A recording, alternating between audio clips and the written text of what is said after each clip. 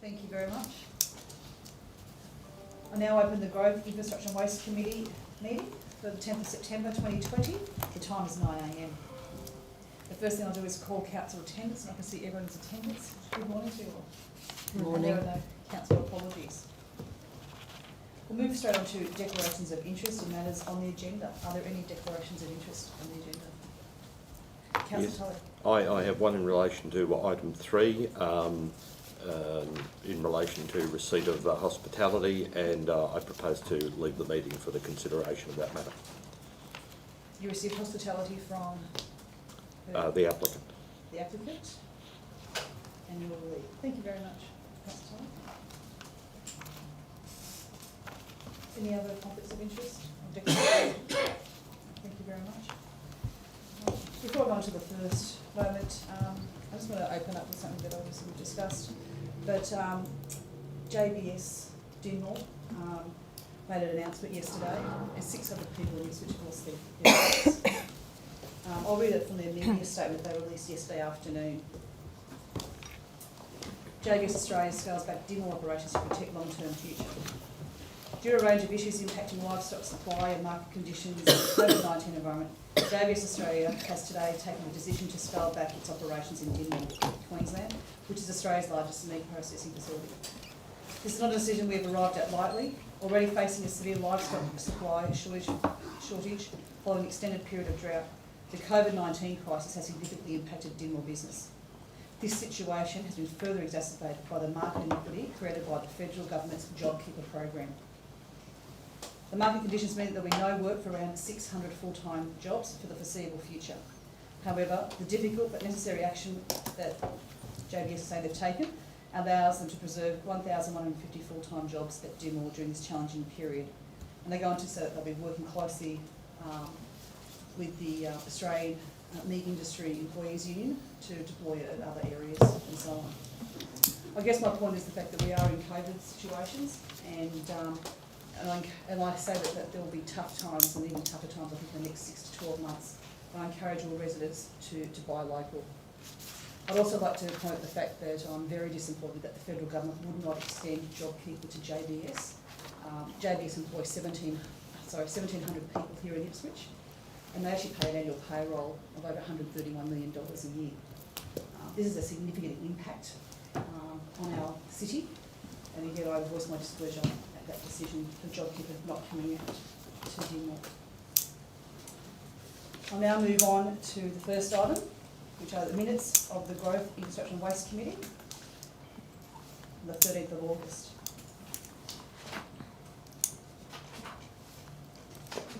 May I have someone to move these, please? Councillor Doyle, thank you very much. Seconded. Councillor Milligan, thank you. And now open up for discussion on those minutes. There being no discussion, I'll call for a vote. Those in favour, please raise your hand. It's unanimous. Thank you very much. We then move on to item number 2, which is COVID temporary development application fees and charges relief. May I have a mover for this report, please? Councillor Councilman. May I have a seconder, please? Councillor Beckman. Thank you very much. Do we wish to ask the Relevant Council Officer to come forward on this particular item? Mr. Davey, may I call you forward? Just a couple of quick questions.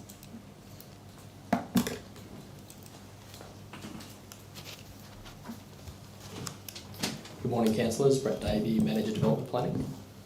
I see on page 15 of 190 of our packs, there's a list of a table of fees and charges that are being waived to assist residents during COVID. There's a lot of planning speak in there. I just want to get down to layman's terms. What does it actually mean? Does it mean that there are no fees for building applications, or what things are there? Are there fees? What things are there not fees? For instance, if you're building a shed or a garage in the backyard, or if you're building an extension of your house, would you be able to give us some type of information? There will still be building applications applicable to those types of development applications. However, we've got a need for a planning approval for certain things that involve character particularly, and so we've waived or recommended a waiver of those fees. What that we think will do will give some support locally to your small businesses and local builders for mums and dads to do extensions to homes. So that's really the target, is those house extensions and character renovations and those sorts of things. Okay. Any other questions? Sorry, Councillor Beckman. Do we know how many live applications that currently exist within these structures that will receive the benefit if passed?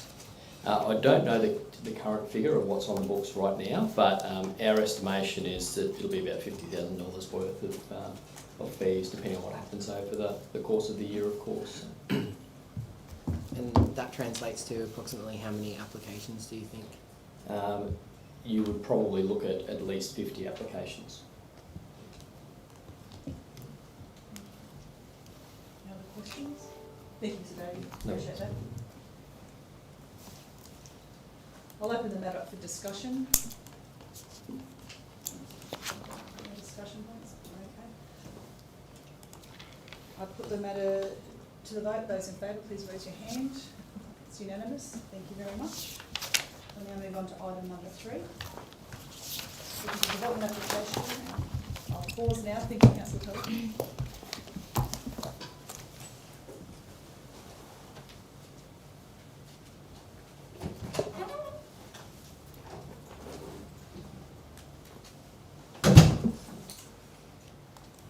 Thank you very much. We now move on to item 3, which is the development application and a material change of use for entertainment use and outdoor recreation. May I please have a move up for this, please? I'll move. Councillor Arnold. And a seconder, Councillor Kunzman. Thank you very much. Would anyone like to ask questions of the relevant council officer? Yes, yes. May I have asked the relevant council officer, Mr. Davey? Thank you. Brett Davey, Manager Development Plan. Would you like Mr. Davey to give a synopsis, or would you have a question? Yes, Mr. Davey, would you just give us a quick overview, please? Of course. This piece of land is in behind the railway workshops, RACQ site, Larry Street, North Ipswich, against the river. It's for the purposes of some recreation uses and entertainment uses. That includes a drive-in theatre with a couple of screens, some entertainment uses, putt-putt, mini golf, rock climbing, some basketball courts and some other play areas, including a private park and a twilight cinema. So it is being developed with an intention of having private recreation use. In terms of land use, it's a good use of the land. It's flood affected in some parts. It's in behind a precinct that's adjacent to a shopping centre. So for our perspective as a land use, it's a good outcome. In terms of the highlights there of issues, the primary issues relate to heritage. So there's a former railway line that runs through the site, the My High line, which needs to be protected. So we've got some conditions in the approval about that. And the site is subject to our planning for the Stage 6 Brassel Bikeway, and we've preserved that corridor through the site. The one thing that we haven't secured, but we think it's reasonable, is that normally you would get some land adjacent to the river in accordance with our local government infrastructure plan. But in this case, given the nature of the use and the steepness of the land and some other constraints that are there with contamination and some overgrown areas, we feel that we can get that at a later date as long as we secure the Brassel Bikeway. So we've done that through the development application. I just have a quick question, Mr. Davey. Given the importance of the Stage 6 Brassel Bikeway to not only the cyclists within Ipswich, it's critical to the overall connectivity of Ipswich Central, Ipswich CBD. So are you satisfied with the conditions imposed on the application, that it will give council, sufficient powers and authority? Yes, those powers and authorities are for full disclosure connected to the development approval. So there is an opportunity for development not to proceed on the site, and then we will have to make our own arrangements to access that land to the bikeway. So that's just something to keep in the back of your mind. Mm-hmm. Thank you. Thank you, Meg. With 2 screens there, what will the light amenity be for the houses opposite? That's one of the things we've looked at, because the the screens haven't actually been designed and sourced at this point in time. There are some principles in there about light design that we need them to consider, so there's more work that needs to be done prior to selecting the final design of the actual projection screen. And there's an acoustic report as well, because we considered that noise is a potential issue that needs to be addressed, so we've considered that in the assessment of the application. Thank you. Mr Davey, note that this is a material change of use. What was it zoned for previously? It's got an unusual zoning. It's kind of a mix of potential for residential, but also potential for other uses. There was a precinct around here that was almost given a bespoke zoning because of the presence of the railway workshops, the museum precinct, and then areas around it. Previously, pre the latest flood mapping, more of this land was flood free, so it was intended to be more residential, but this use mix is consistent with the current zoning. And in accordance with our planning scheme, is this a code accessible development? To just double check on that, I think it was code.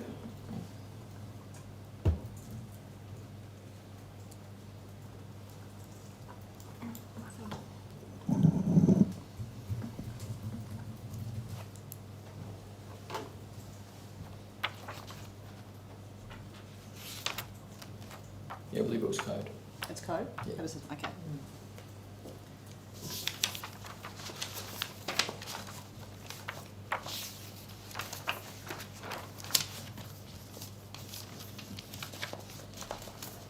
And Mr Davey, I note when I go through the attachments, I'm looking at page 82 of 190, which is the advice from the state government. Sorry, Mayor, what page was Page that? 82 of 82? 190, Yeah. which is the report from the state government and their advice. I'm looking at the railway corridor, works on the railway corridor, and the railway managers advise that the development will require a new interface agreement to be entered for the Lowry Street railway level crossing, and that the interface agreement is required to be executed before the development commences. Can I confirm that the developer has, or the proponent has done that? Or will that be done? It'll be done before the development commences, so they could sit with the conditions for a period of time before actioning upon them, so there'll be a range of requirements from the state but also from us that need to be complied with prior to. Whilst you were looking at that, Mayor, I've also just found a section of the report. Public notification was undertaken on this one, and we only received one properly made submission, so that means it's impact accessible, and that submission was from the Queensland Museum. Okay.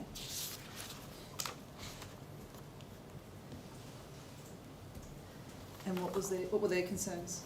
I'd have to look at the submission. Yeah, but they were generally in support. I don't know that they raised any concerns at all. Okay, so we had no objections? No objections from what I can tell. Okay. Any other questions for Mr Davey? No? Thank you very much. I'll open up for discussion. No? So it looks like a terrific development. It's obviously adjoining Riverlink. It's I think it's tremendous. The parks look great.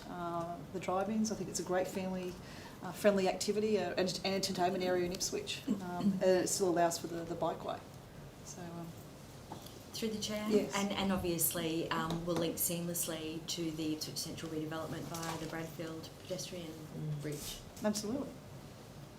And we're very, we're very happy that someone's investing Great to see. at this time. If there's no other discussion, I'll take it to the vote. Those in favour, please raise your hand. It's unanimous, minus Councillor Tully, who is out to do a declaration of interest. Thank you. I'll now wait for Councillor Tully to come back in before we go to item 4. Is he not here? Teresa's going to get him.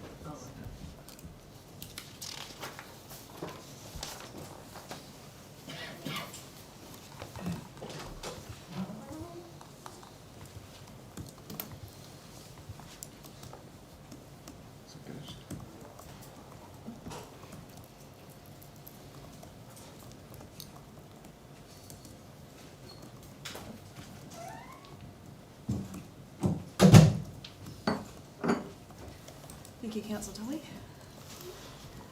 We now move on to item 4, which is the proactive pool inspection program. I know that during our briefings before this, there was quite a lot of discussion about this particular program and the report previously. So I'll ask for someone to move that. Councillor Doyle, thank you very much. Second that. Councillor Peckner, thank you very much. I'll ask if would anyone like to call the relevant council officer? No? I'll move into discussion. Are there any points people would like to discuss?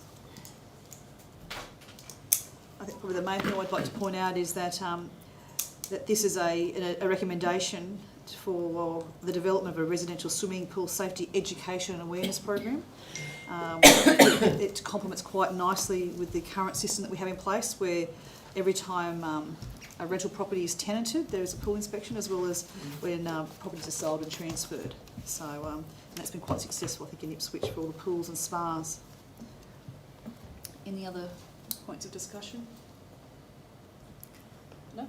Just through Oh, the yes, chair. Councillor Johnny. I think any layers of safety in relation to water and our children is paramount. So yeah, definitely a positive step forward. Yeah. Thank you, Councillor Johnny. If there's no other discussion, I'll put the matter to the vote. Those in favour, please raise your hand. I see that's unanimous. Thank you very much. Move on to item 5, which is the exercise of delegation report. This is a standard report that comes to us each time to review items that are in the delegations of council officers, to see the sort of decisions that have been made. May I ask for someone to please move this report? Councillor Kunzelman, thank you very much. A seconder, Councillor Milligan, thank you. Would anyone like to ask the relevant council officers about any of the items? There's none. Thank you. I'll open up for discussion. People like to raise any issues or concerns or discussion? There being none, I'll put the matter to the vote. Those in favour, please raise your hand. Thank you. It's unanimous. Which we're whizzing through. Number 6 is the court action status report. Again, it's a standard report that comes to council to discuss the court matters, the matters before court. May I ask for someone to move this, please? That's Councillor Ireland, thank you very much. A seconder? Councillor Kunzelman, thank you very much. Would I like to ask the relevant council officer any questions on this? No? I'll open up for discussion. I guess my only discussion point is, I know in the past we've gone into closed session to go to quite a bit of detail into some of the planning environment court matters when it comes to waste. I guess we are continuing to have those at our briefing sessions and our workshops with relevant council officers on how we progress this council's position on waste and a waste declaration, and how we deal with the many, many matters that have been appealed. Any other discussion? No, I'll put the matter to the vote. Those in favour, please raise your hand. It's unanimous. Thank you very much. Item 7, which is the systematic inspection program for dog registration. May I please have a mover for this report? Thank you, Councillor Ireland. A seconder? Councillor Johnny, thank you very much.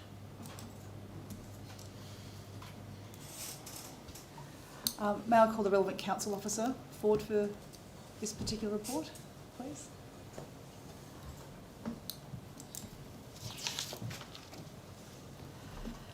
Get you to state your name and your job title. Yeah, so John Picalis is my name and I'm the Animal Management Operations Manager.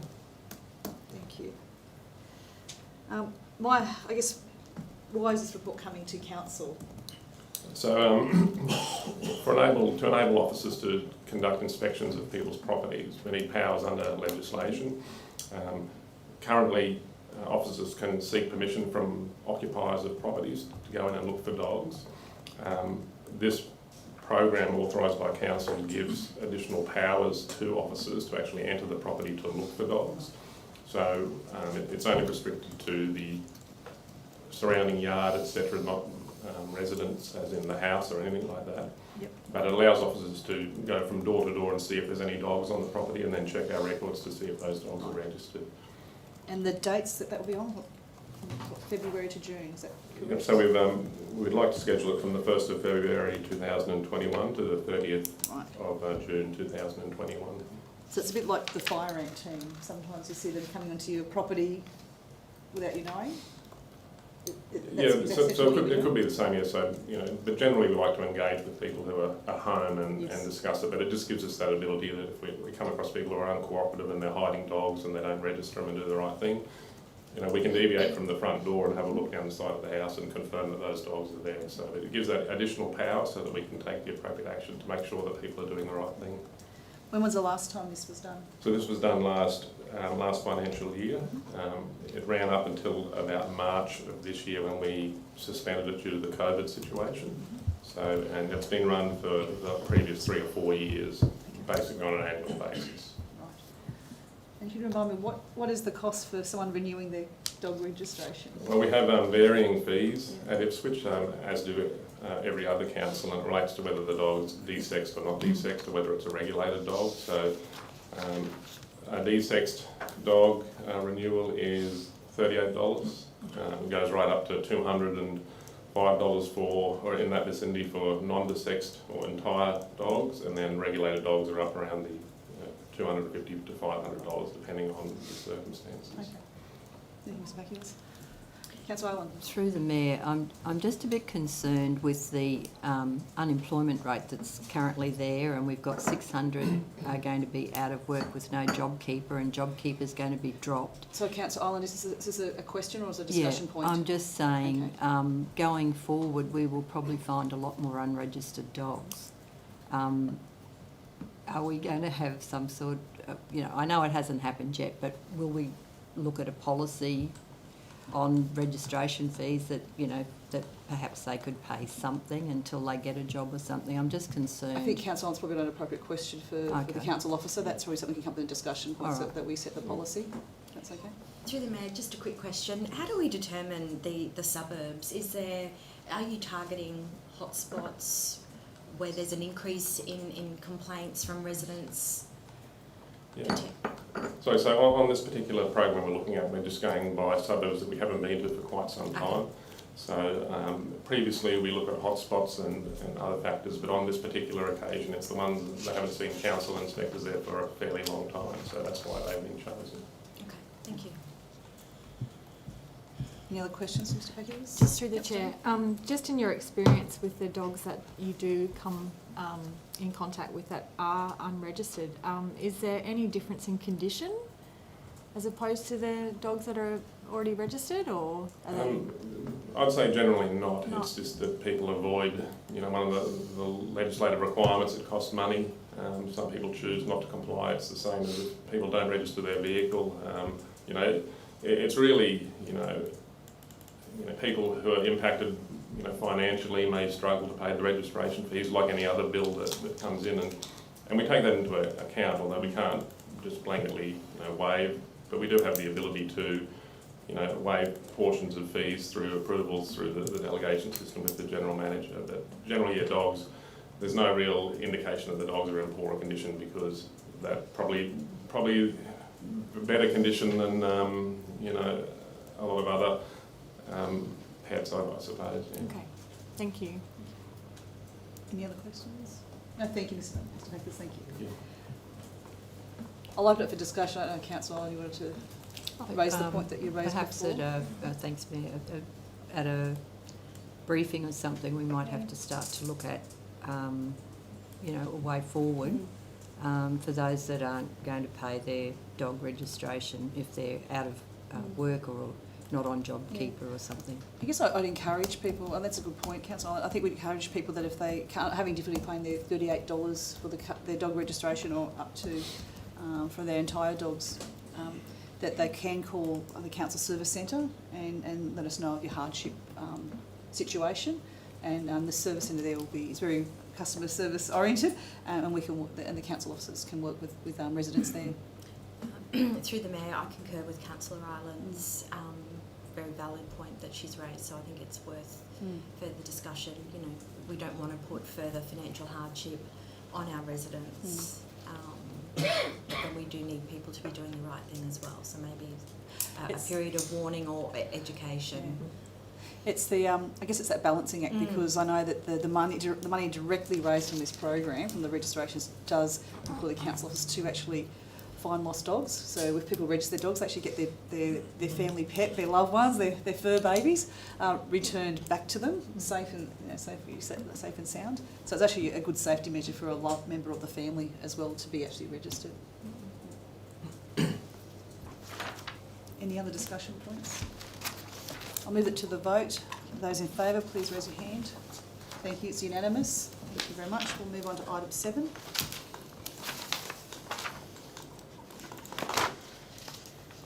Eight, Mayor. Oh, sorry, 8. Yes, just realising that. 8.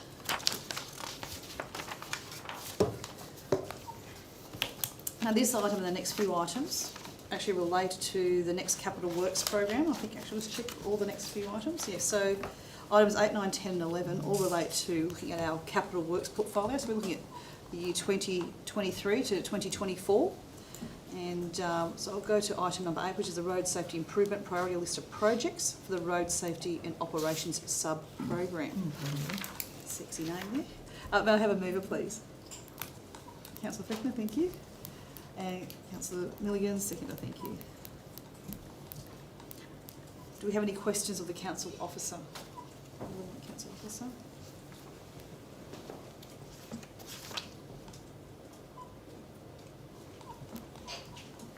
I'll ask Mr. Dilio if you could come forward, please. Thank you, Mr. Dilio. My question relates to not only this one, but the next few ones as well. We are looking at the 2023-2024 programs, and we do get a lot of requests from residents to say we'd like this road fixed, this footpath fixed, or this happening in our park. So I note that this particular one we're looking at Alice Street, Bergen Hill Road and Lob Street, and they've been putting that in a prioritised list for 2023-2024.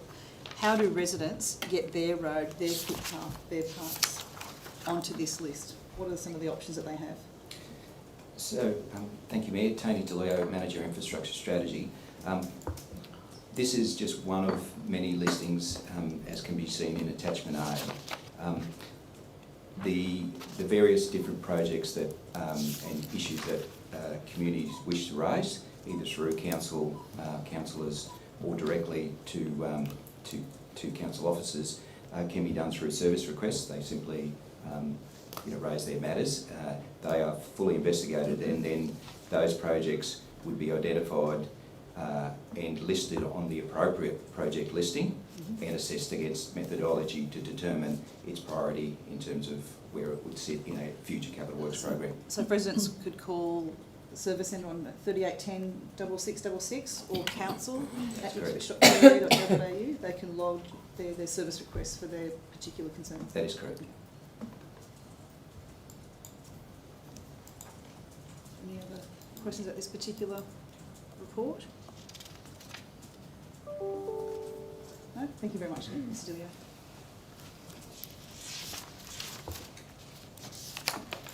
I'll leave it open to discussion. I guess for us heading into probably October, November, we'll start our budget discussions and our 3 capital works programs. So I think it's really important to see as these programs, as these roads come forward. And I know in our briefings, and I can see our general manager there having a grin with me, but we've had a lot of discussions, I guess, with our briefings and workshops on how we get items that residents raise on the list so they can be looked at and rectified. Are there any other discussion points? No? Okay. I'll then put this matter to the vote. Those in favour, please raise your hand. Thank you. It's unanimous. Thank you very much. We'll now move on to item 9, which is the gravel turnarounds, priority list of projects, road safety and operations sub-program. May I have a mover, please? Councillor Kunzman, thank you very much. A seconder? Councillor Doyle, thank you. Would we like the relevant council officer to come to this? No? I'll open this up for discussion. Councillor Tully. Thank you, Mayor. I just have a query in relation to attachment 3, which is the last attachment. Yes. There's two streets, the first two streets listed, I think have the wrong suburb. There's Fitzroy Street, Goodna, which I think might be Fitzroy Street, Churchill, and Spencer Street, which could be either Redbank or Churchill. Could we just clarify? There's two Spencer Streets, at least two Spencer Streets in Ipswich. I'm not sure how the wrong suburb would Yes. May I ask pop up. the relevant council officer to come forward, please?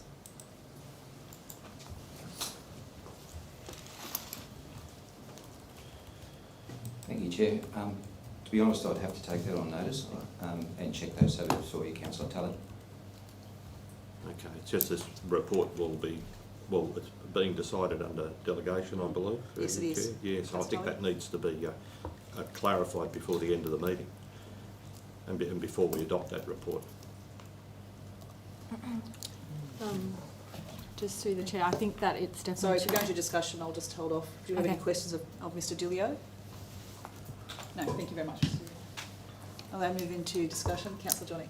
Through the chair, that Spencer Street and Fitzroy Street run parallel to each other in Churchill.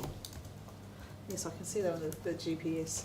Yeah, I'm just doing that now. Okay. Certainly the closest Spencer Street and Fitzroy Streets are both in Churchill. To the chair, I can also add that the childcare centre is very much in Fitzroy Street on the corner there.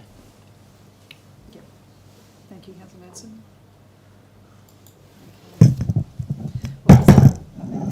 Considering that this is a meeting under delegation, Councillor Tully points out we need to have that corrected. So I'm going to, I guess, ask to put item number 9 on hold. What would be the, or lay it on the table to the end of the they meeting? are in Churchill, so all we need to do is adjust the table. Adjust those? Okay.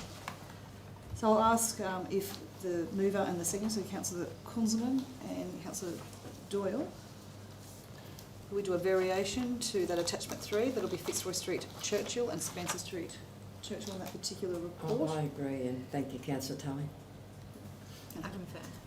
I know I'm not amending a motion, I was referred to you, CEO, but we're amending an actual councillor report.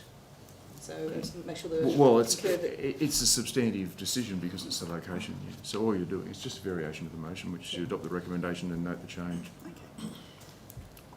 to Churchill for those two locations. Yes, so Fitzroy Street and Spencer Street. Street. The first two items.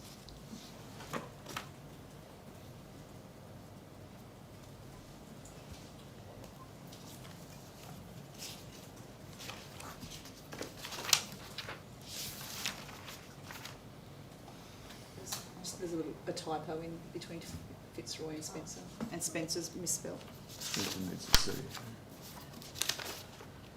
Spencer is ER. Thank you very much.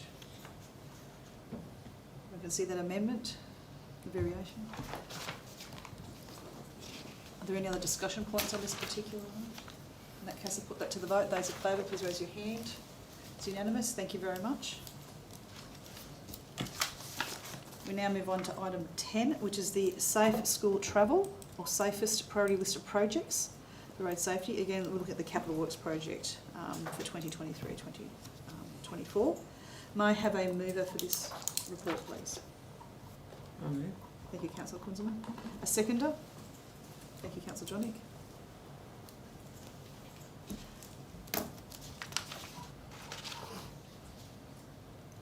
May I ask for the relevant council officer to come forward, please? Thank you, Mr. Leo.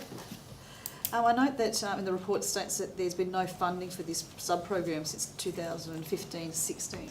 Do you know the reason for that? Generally, it's because there used to be a grant funding related to Safest, and that was then incorporated into what they call one bucket for all of kids' infrastructure that the state provided.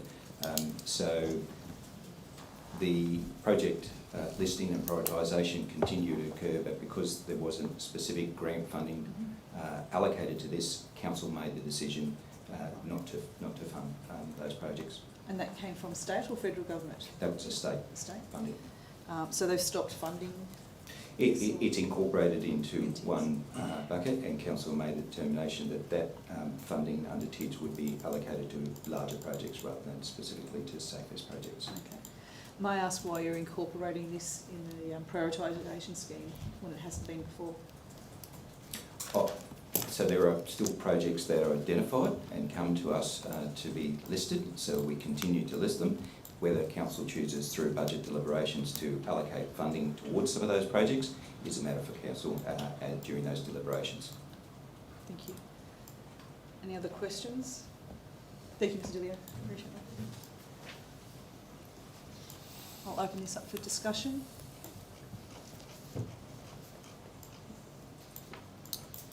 I think it's worth for us looking at when we go to have our budget deliberations later this year. Anything that we can do to make travel safer for our school kids, and also having sustainable travel would be I think a benefit to our community. If there's no other discussion, I'll put it to the vote. Those in favour, please raise your hand. Thank you. It's unanimous. Thank you. We're now on the last item, which is item 11, Pedestrian Safety Improvement Priority List of Projects, Sustainable Travel Sub-Program.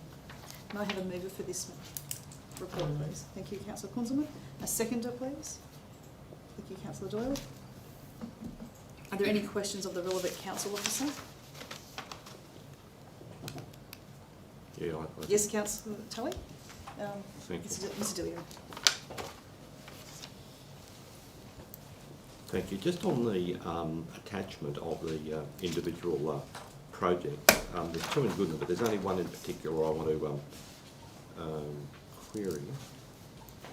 See on the bottom of the first page.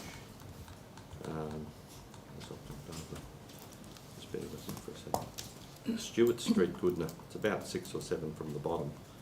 Reconstruct curb ramps by 2 and construct island cut through.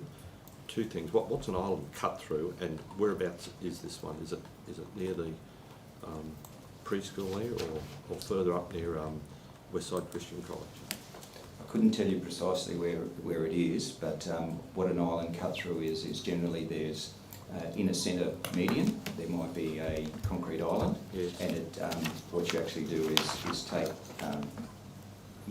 portion of that out so that as people cross from the curb ramp across the road, they don't need to go up and down. It can be just at grade all the way across the road and then to the other side. All right. Would you be able to let me know exactly where that is, please?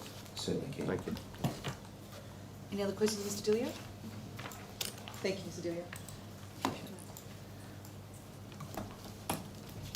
I'll open that up for discussion. There being no other discussion, I'll put the matter to the vote. Those in favour, please raise your hand. Thank you. It's unanimous.